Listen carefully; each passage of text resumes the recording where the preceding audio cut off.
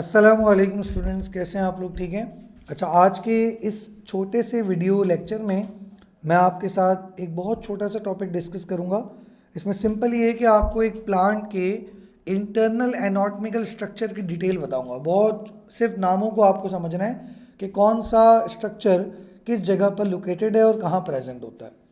अब जैसे let suppose कि आपके सामने ये जो नज़र आ रहा है, ये जो पीस ऑफ प्लांट है, ये जो प्लांट का स्ट्रक्चर है, इसका एक यंग स्टेम है और ये यंग प्लांट है, यानी कि प्लांट की बहुत इनिशियल स्टेज है। और मैं आपको दिखाना चाह रहा हूँ कि अगर इस प्लांट को आप एक स्लाइस की फॉर्म में कट करते हैं, ऐसे कट करते हैं, तो इसका जो क्रॉस सेक्शन नज़र आएगा, इसको हम कहेंगे सी एस। सी एस का मतलब क्या है? सी एस मतलब क्रॉस सेक्शन। तो इस प्लांट का जो क्रॉस सेक्शन आपको नज़र आ रहा है, उसमें कौन कौन से स्ट्रक्चर्स होते हैं और कौन कौन सा स्ट्रक्चर कहाँ कहाँ लोकेटेड है, बस ये आपको याद रखना है। ये बात आपसे एमसीक्यूज में भी पूछी जा सकती है और शॉर्ट क्वेश्चंस में भी आपके सामने आ सकती है। तो लेट सपोज कि अगर मैं आपके सामने cross section of young stem show करूँ तो उसमें कौन कौन से टिश्यूज़ होंगे। तो यहाँ से देखें, ये मैं इसको कट कर रहा हूँ और कट करने के बाद अब ये इसका जो इंटरनल सेक्शन है वो आपके सामने है। यानी कि मैंने क्या किया, इसको कट किया। कट करने के बाद अब मैं इसको ऊपर से देख रहा हूँ और माइक्रोस्कोप की हेल्प से इसका जो व्यू है वो व्यू आपके सामने बड़ा करके दिखाया जा रहा है। तो देखिए, ये जो आउटर मोस्ट स्ट्रक्चर आपको नज़र आ रहे हैं, ये हो जाएगी इसकी स्किन। एक तरह से ये स्किन है प्लांट की, और इसका नाम हमने रखा है, इसके जो सेल्स हैं उसका नाम हमने रखा है एपिडर्मिस। तो ये एपिडर्मिस है। ये जो आउटर मोस्ट स्ट्रक्चर नज़र आ रहे हैं इसको हम कहेंगे एपिडर्मिस, और इसके जो सेल्स होंगे उसको हम एपिडर्मल सेल्स कहेंगे। एपिडर्मिस मतलब इसकी पूरी स्किन, और एपिडर्मल सेल्स जिससे ये बनी है। अच्छा, उसके बाद फिर आपको एक और सेल्स नज़र आ रहे हैं, जो यहाँ नज़र आ रहे हैं आपको, ये वाले जो सारे सेल्स हैं, यहाँ पर भी सेल्स हैं, यकीनन बीच में कोई स्पेस नहीं है, यहाँ पर भी सेल्स लोकेटेड होते हैं। ठीक है ना, जो बीच वाला रीजन है यहाँ पर भी सेल्स लोकेटेड होंगे, और यहाँ पर जो सेल्स लोकेटेड हैं इसका भी एक नाम रखा जाता है। इन सेल्स को हम कहते हैं कॉर्टेक्स सेल्स। वो सेल्स जो एपिडर्मिस के नीचे होते हैं, एपिडर्मिस से बीनीथ होते हैं, उसके नीचे होते हैं, उसके बिहाइंड होते हैं, इन सेल्स को कहा जाता है कॉर्टेक्स। तो सबसे पहले क्या हो गए? सबसे पहले हो गया एपिडर्मिस, और एपिडर्मिस के बाद क्या हो गया? एपिडर्मिस के बाद हो गया कॉर्टेक्स।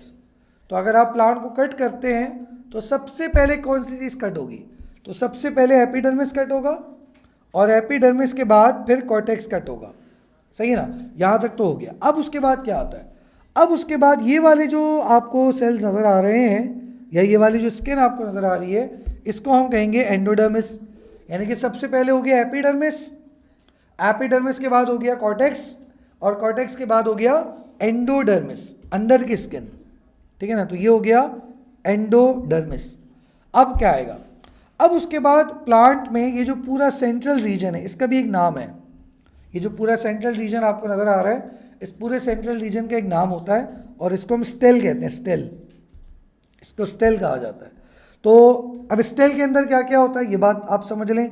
स्टेल में ओवरऑल तौर पर दो तरह के सेल्स होते हैं, एक जाइलम और एक फ्लोएम, और कुछ सॉफ्ट टिश्यूज़ वगैरह होते हैं जिसको हम पेरीसाइकिल कहते हैं।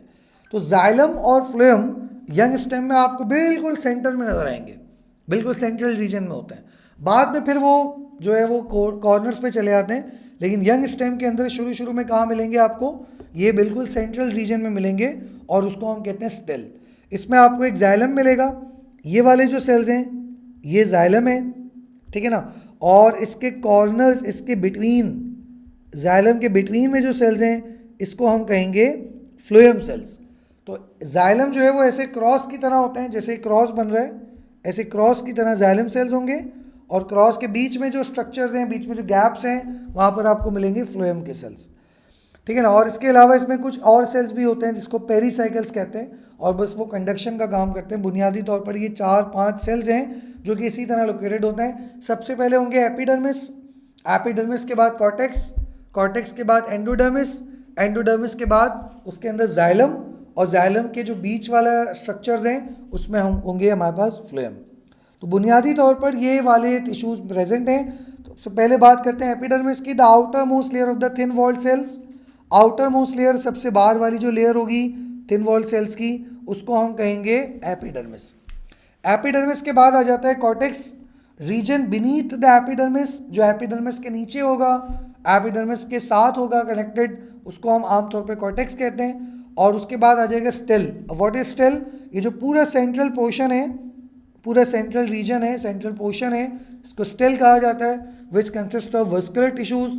वस्कुलर टिश्यूज का मतलब इसमें जाइलम होगा जो कि वाटर कंडक्शन का काम करता है, और इसमें फ्लोएम होगा जो कि फूड कंडक्शन का काम करता है।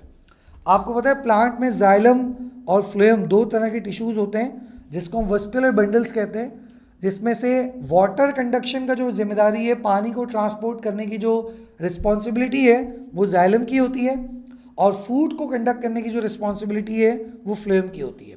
और इसमें कुछ सॉफ्ट टिश्यूज भी होते हैं जैसे पेरिसाइकिल वगैरह।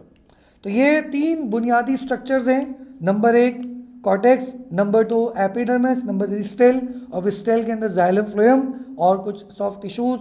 तो बुनियादी तौर पर अगर आप किसी प्लांट के क्रॉस सेक्शन को देखते हैं तो आपको ये सारे स्ट्रक्चर्स उसके अंदर नज़र आएंगे। माइक्रोस्कोप से देखने में आमतौर पर ही क्लियर होते हैं। तो ये एक तरह से प्लांट की स्टेम का एक स्लाइस था जो मैंने आपके सामने एक्सप्लेन किया है इस वीडियो लेक्चर में। जो बुनियादी तौर पर जो चीज़ समझाई है, मुझे उम्मीद है कि आपको समझ में आ गई होगी। बाकी नेक्स्ट वीडियो लेक्चर में आपसे दोबारा मुलाकात होगी। अल्लाह हाफिज़।